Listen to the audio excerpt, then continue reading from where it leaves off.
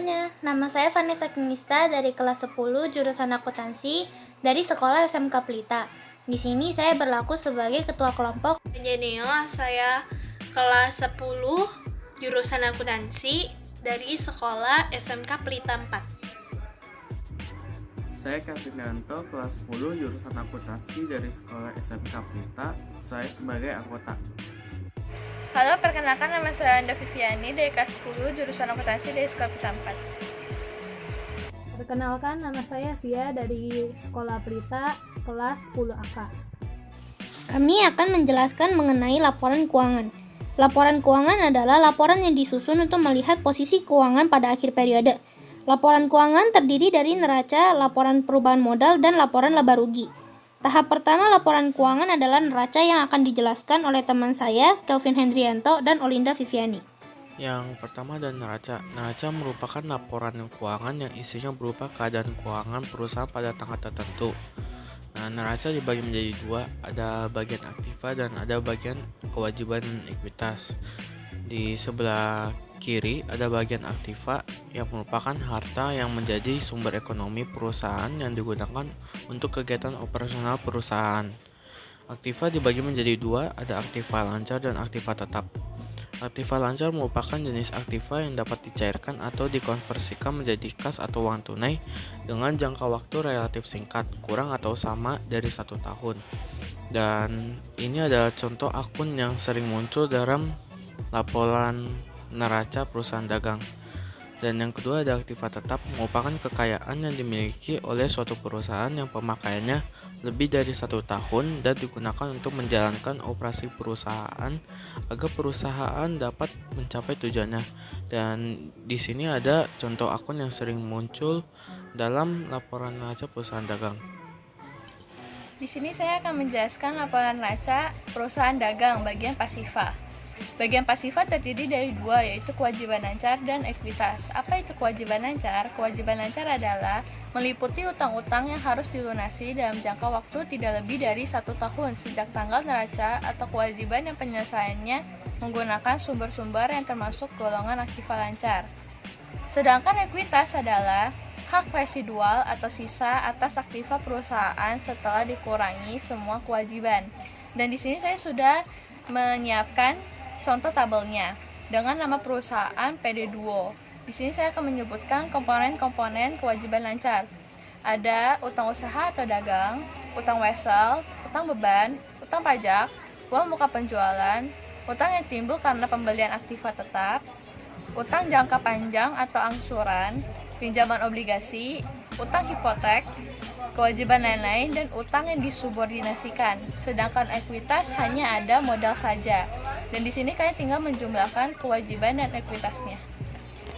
Tahap keduanya yaitu laporan perubahan modal yang akan dijelaskan teman saya yaitu Jeneo Ariati. Laporan perubahan ekuitas atau yang disebut juga dengan laporan perubahan modal. Ini saya akan menjelaskan tentang cara membuat laporan perubahan ekuitas. Yang pertama, kita tulis nama perusahaan, lalu laporan perubahan modal, lalu tanggal periode. Kita masuk ke dalam tabel. Yang pertama, kita harus menulis modal awal, lalu laba bersih dikurang price, lalu penambahan atau pengurangan modal jika ada. Setelah ditotal, kita akan menemukan modal akhir. Dari sini kita dapat mengetahui bahwa perubahan modal yang terjadi dan informasi sumber yang mengakibatkan perubahan ekuitas dalam suatu periode tertentu. Dan tahap ketiga yaitu laporan laba rugi yang akan dijelaskan teman saya Via dan saya Vanessa Kinista. Pada pembahasan ini, saya akan membahas mengenai laporan laba rugi. Laporan laba rugi atau income statement adalah laporan mengenai penghasilan dan beban dalam suatu periode tertentu. Secara garis besar, laporan laba rugi dalam perusahaan dagang dapat dibagi menjadi bagian-bagian sebagai berikut, yaitu yang pertama, hasil penjualan. Dalam bagian ini diinformasikan mengenai penjualan, retro penjualan, potongan penjualan, dan penjualan neto. Yang kedua, harga pokok penjualan. Dalam bagian ini diinformasikan unsur-unsur perhitungan harga pokok penjualan, yaitu sediaan awal dan sediaan akhir periode, pembelian, beban angkut pembelian, retur pembelian, dan potongan pembelian. Yang ketiga, beban usaha. Dalam bagian ini diinformasikan beban-beban yang berhubungan dengan kegiatan usaha pokok. Beban ini dibagi menjadi dua bagian, yaitu yang pertama, beban penjualan, dan yang kedua, beban administrasi umum. Beban penjualan meliputi beban-beban yang berhubungan dengan usaha memperoleh dan melayani pelanggan. Misalnya, gaji bagian penjualan, penyusutan peralatan atau gedung toko, perlengkapan toko, dan beban iklan.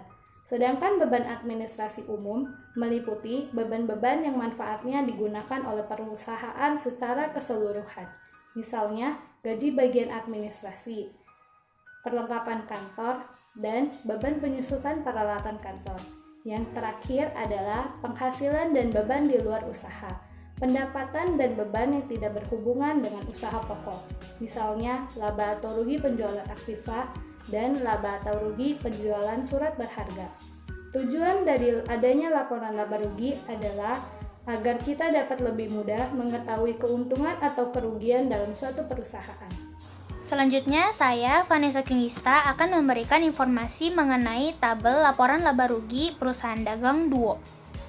Saat pembuatan tabel akan dilakukannya penulisan nama perusahaan. Seperti yang saya sebut, maka saya tulis perusahaan dagang Duo. Selanjutnya, nama dari laporan ini, maka saya tulis laporan laba rugi.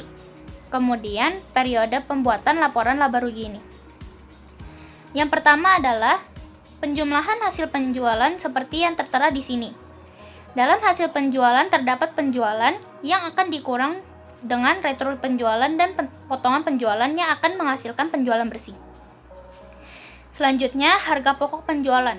Harga pokok penjualan terdiri dari sediaan barang dagang awal, pembelian bersih, barang dagang siap untuk dijual, dan persediaan barang dagang akhir.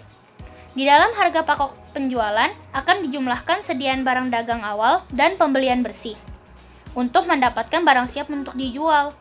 Di dalam pembelian bersih terdiri dari pembelian yang ditambah dengan ongkos angkut pembelian dan jumlahnya akan dikurang dengan potongan pembelian dan retur pembelian. Hasil pengurangan ini disebut dengan pembelian bersih. Kemudian, seperti yang sudah saya jelaskan, maka sediaan barang dagang awal akan ditambah dengan pembelian bersih untuk menghasilkan barang siap untuk dijual. Dan barang siap untuk dijual akan dikurangi dengan sediaan barang dagang akhir untuk mendapatkan hasil yang disebut dengan harga pokok penjualan. Setelah mendapatkan harga pokok penjualan, penjualan bersih akan dikurang dengan harga pokok penjualan untuk menghasilkan laba kotor usaha. Setelah laba kotor usaha, kita akan menghitung beban usahanya terlebih dahulu. Beban usaha itu terdiri dari beban penjualan dan beban administrasi dan umum. Di dalam beban penjualan terdapat beban iklan, beban gaji, beban sewa toko, dan beban perlengkapan toko. Jika semua ini ada, karena tidak semua beban penjualan berisi komponen yang sama. Dan selanjutnya akan dihasilkan menjadi total beban penjualan. Berikutnya beban administrasi dan umum. Di dalam beban administrasi dan umum adalah beban gaji kantor, beban sewa kantor, beban perlengkapan kantor, dan beban administrasi dan umum. Jika semua ini ada, karena tidak semua beban administrasi dan umum memiliki komponen yang sama. Lalu akan dijumlahkan menjadi total beban administrasi dan umum. Kemudian total beban penjualan dan beban administrasi dan umum akan dijumlahkan menjadi total beban usaha. Lalu laba kotor usaha ini akan dikurangi dengan total beban usaha tersebut yang akan menghasilkan laba bersih usaha. Kemudian laba bersih usaha ini akan dikurangi dengan total beban dan pendapatan luar yang terdiri dari pendapatan bunga yang dikurangi dengan beban bunga. Setelah dijumlahkannya, maka akan didapat laba bersih sebelum pajak. Jika tidak diberikan beban pajak penghasilan, maka jawaban ini akan langsung menjadi laba bersih. Namun jika ada pajak penghasilan seperti ini, maka harus dinamai dengan laba bersih sebelum pajak. Setelah dikurangi dengan beban pajak penghasilan ini, maka akan didapat laba bersih setelah pajak. Dan sebelum menutup video ini, saya ingin mengajak teman-teman kelas 9 untuk mendaftarkan diri ke SMK Pelita 4. Untuk informasi lebih lanjutnya, kalian bisa melihat ke Instagram SMK Pelita 4. Ya, di sekolah kami juga memiliki guru-guru yang seru. Jika kalian tidak mengerti pembelajaran, guru kami akan selalu sedia melayani.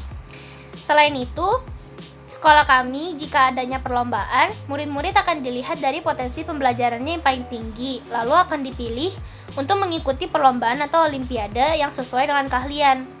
Di sekolah kami, yaitu SMK Pelita 4 ini, menguasai 3 jurusan, yaitu akuntansi, administrasi perkantoran, dan yang paling baru ada multimedia.